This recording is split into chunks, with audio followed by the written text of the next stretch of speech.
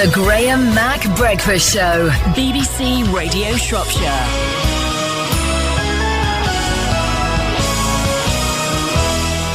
The government's bringing in new measures to tackle aggressive bailiffs. The Justice Minister is Helen Grant. Good morning, Minister. Good morning to you. Are these measures being brought in now because the government can't fix the economy and you're worried that more of us are going to be visited by bailiffs? Oh, shame on you. Been very foodie today, have you noticed? Is it making you feel hungry as we get closer to lunchtime? We've been talking about food fairs and courses you can go on to learn how to cook properly. Now, they've picked the wrong bloke to do this because I just can't get into it. And the thing is that the people, I have nothing but admiration for people who are really good at cooking. But do you have to make me feel so guilty? It's like if I want roast potatoes, well, I'll just go to the supermarket, buy a bag of roasties, put them in the oven, 20 minutes later, best roasties you've ever tasted. Brilliant. You tell people that, it's like, oh, I can't believe you do that. I can't believe... No. And they think I'm honestly supposed to be there, taking potatoes, peeling them, chopping them, soaking them in something, rubbing them in something, and then whatever, we're spending all day just for roast potatoes? I just... My lunch today, I've got to drive to Coventry today. My lunch today will be a sandwich from a garage and a bag of crisps, and I'll eat it while I'm driving. See... I haven't, I'm not going to... Oh, hold on a second. No, Les tells me I won't eat it when I'm driving. Les, my producer, I won't eat it when I'm driving. I won't? Okay. All right. I won't be doing that. Forget you heard that. I won't be doing that. I'll be buying a sandwich from a garage and waiting till I get to Coventry and then eating it after I've done the driving. That's what I'll be doing. Yeah. Silly me, getting that mixed up.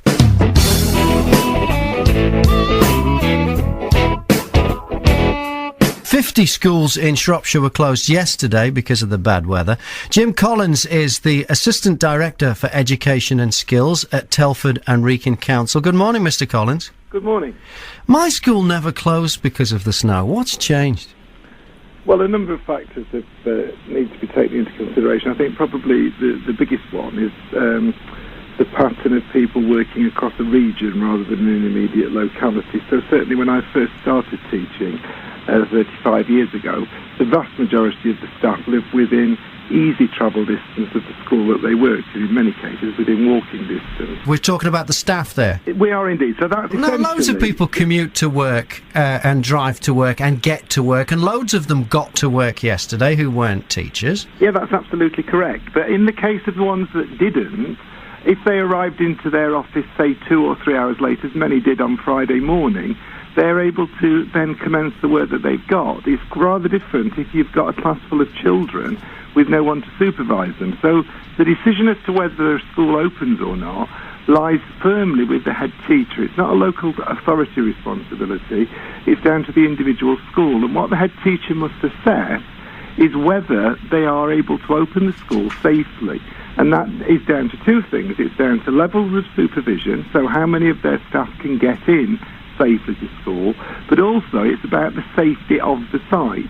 So if, for example, you had got a playground area that was completely impacted in ice and was dangerous and would not be suitable for the children to safely be in, well, then that might be another factor that the head teacher takes. But I can assure you that none of our head teachers, or indeed any head teacher anywhere in the country, takes the decision to close a school lightly. You don't have to let them out, do you? Pardon? You don't have. You can leave them in the classroom. You don't have to let them out. But in most schools, I can't think of many where you don't have to walk across to get them in. So there are. So you give the kids a day off, and then they go sliding down steep hills on sledges. Yeah, indeed they do. But if they go sliding down a steep playground during school time and they have an accident, the person who is then responsible would be the head teacher and the governing body. Now, tell me about a time though when a school stayed open in the snow and there was an incident. I'm sorry? Well, if you're worried about there being problems with health and safety, kids falling out, tell me of a time where there was a school that stayed open in the snow and there was an incident. Well, I haven't got that information to hand, but I'm absolutely certain that if you were to trawl the records, there would have been a number. Can you let us know? Can you get back to us on that? I certainly can. Okay, because yesterday the headmaster of the Old Hall School in Wellington, he said that heads were pressing the panic button too early. He said bringing education to a grinding halt just in case the children or the teachers slipped over sent the wrong message to the kids. Well, of course, that's his opinion, and he's quite entitled to voice it. It's not one. But he's right, though, isn't he? No, I don't think he is. As I've just said to you, I know that the head teachers in all Telford and Wrekin schools do their utmost to keep the schools open. The only circumstances under which they would close them are the ones that I've just described. But what about the schools who manage to stay open for the exams? So they can stay open for that? That shows you the danger level can't be that high, doesn't it? No, on the contrary, it shows the importance of the exams and how you have to make contingency arrangements in certain circumstances where you're balancing that safety aspect against the absolute essential of getting somebody there. In some cases, exams have to be held off-site. Jim Collins, Assistant Director for Education and Skills at Telford and Wrekin Council. Good to talk to you this morning. And you'll call us back tomorrow and you'll give us a list of all these incidents that happened at schools that stayed open and terrible things happened. Well, I'll certainly do my best to provide. All right, well, you make sure you do. Thanks for that. If you were to ask a doctor advice on living longer, well, you'd probably hear drink less, don't smoke, exercise more. But recent studies suggest other factors could also explain why women live longer than men. This person might hold the answer.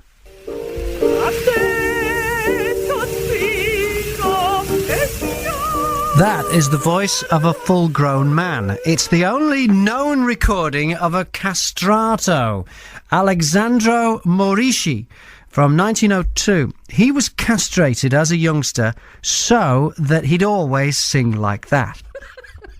Professor Tom Kirkwood is from the Institute of Ageing and Health. Good morning, Professor. Good morning, Graham. Can castration help you live longer?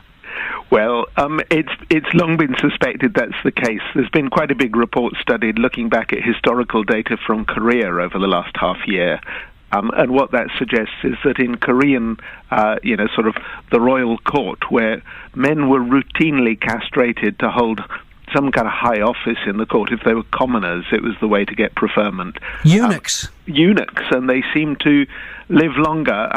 I can't say it's a route that's going to appeal to many people, but there is some evidence that castration does equal up the life expectancy between men and women. We know that on the average, in most countries around the world, women live longer by about 5 to 6 years. So if you were castrated, you'd only get another 5 to 6 years? Yes. And they'd be the rubbish years at the end, and actually there wouldn't be a lot to live for along the way either, would there? Well, there may not be a lot to live for along the way. This raises a question, what's happening as life expectancy is increasing around the world? Are we getting more rubbish years at the end, or are we getting more good years in the middle, the rubbish years at the end staying just the same? And I think the evidence points to the latter. So is testosterone killing us? Well, to some extent, testosterone it's quite complicated. You'll find there are a lot of people around the world, particularly in North America, who say that, actually older men, testosterone levels fall with age, and that what you need to do is to boost testosterone levels in order to overcome some of the problems. I think the answer is testosterone is a very powerful and complicated hormone, so it would be too simple to say that testosterone alone is killing us. But certainly there is sort of something in this evidence from castrated humans, eunuchs, and we probably need to look more carefully at all the evidence that we've accumulated from our pets, our dogs and our cats. Routinely, male dogs are castrated, female cats are spayed. It would be interesting to know how that data stacks up. Professor Tom Kirkwood from the Institute of Ageing and Health. Thanks for your time. You're welcome. If you're a teacher, you might want to get up a bit earlier this morning and head into school, because we heard yesterday that that's one of the reasons why the schools close, is the teachers live too far away from the schools. Well, it's snowing now. Maybe if you get up a little bit earlier, you'll get there in time.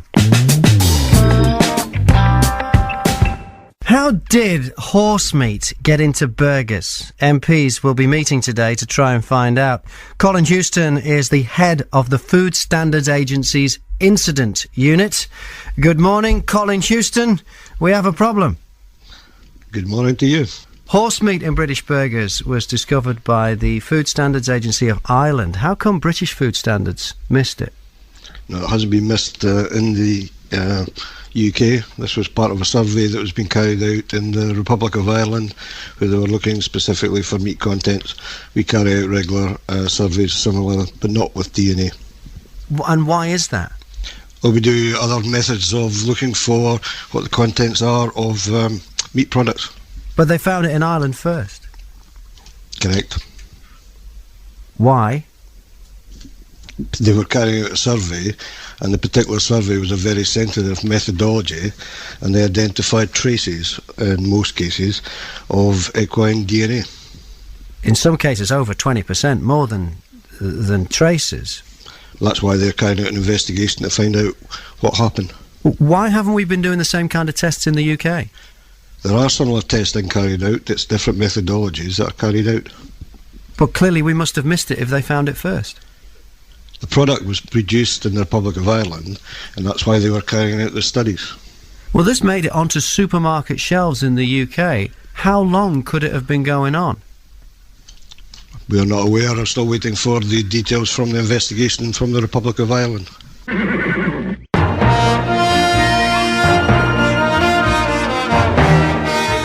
School reunions can be a lot of fun. There's a lot of danger there too. Usually the ladies go along to see which of their old school friends have let themselves go the most. And of course the blokes are playing the contest of hair. Good luck if you're going to the Burton Borough School reunion. If you finished the school in 1978, the school reunion is tonight, especially if you're a bloke and you're playing the contest. Good luck if you've got the most hair. Well, we've had a call from Martin. He's organising the school reunion tonight in Newport for anyone who finished the school in 78. The venue was supposed to be Burton Borough School, but now they've decided to hold it in the Bridge Inn in Newport instead. Okay, so it was in the Burton Borough School, now it's in the Bridge Inn instead. So now you know. All you have to do now is to decide whether you're going to go as a doctor or a lawyer. The Graham Mack Breakfast Show, BBC Radio Shropshire.